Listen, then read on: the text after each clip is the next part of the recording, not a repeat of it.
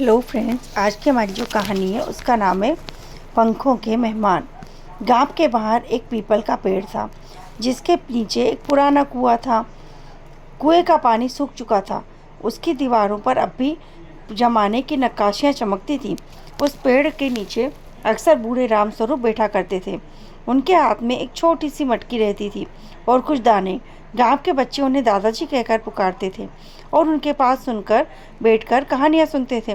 रामस्वरूप दादाजी हर सुबह अपने घर से बाजरा, चावल और पानी की मटकी लेकर उस पीपल के नीचे आते। जैसे ही वे आते, आसपास के पेड़ों पर बैठी गौरैया, कबूतर, तोते और बुलबुल चहचहाने लगते और नीचे आकर दाना चुगना प्रारंभ कर देते। दादाजी ने मुस्कुराते हुए उन्हें देखा। गांव के बच्चे यह देख हैरान होते हैं। एक दिन 10 वर्ष का गोपाल उनके पास आकर बोला, दादाजी, आप हर दिन इन पक्षियों को दाना क्यों खिलाते हो?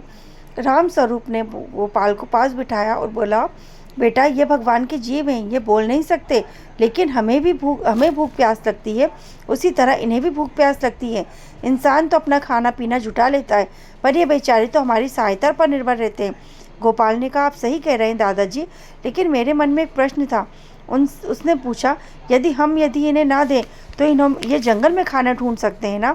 दादाजी मुस्कुराए और बोले, बेटा, पहले जंगल में नदियाँ थी, तालाब थी, अब इंसान ने पेड़ काट दिए, पानी के स्रोत सुखा दिए, अब इन्हें जंगलों और गांवों में आश्रय ढूंढना पड़ता है।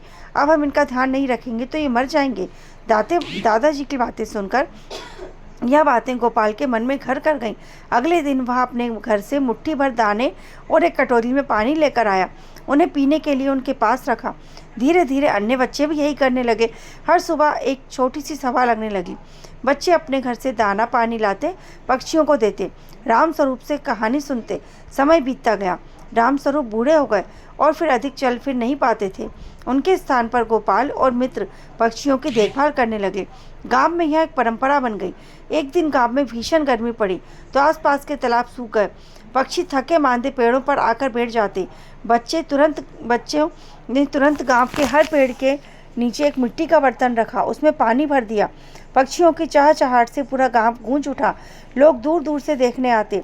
बच्चों ने पूरे गांव में पक्षियों के लिए पानी की व्यवस्था की है। गांव के मुखिया ने एक सभा बुलाई और बच्चों को सम्मानित किया। उन्होंने कहा, यह केवल पक्षियों के लिए नहीं है, हमारी इंसानियत के लिए भी एक मिसाल है। जब हम छोटे भी जीवों की देखभाल करते हैं तो प्रकृति हमारी देखभाल करती है। रामस्वरूप दादाजी की आंखों में आंसू आ गए। उन्होंने गोपाल को गले लगाते हुए कहा, बेटा, मैंने जो बीज बोया था, तुमने उसे एक सुंदर पेड़ बना दिया। सच्ची सेवा यही है। आज गांव में पक्षियों का घरौंदा कहलाता है।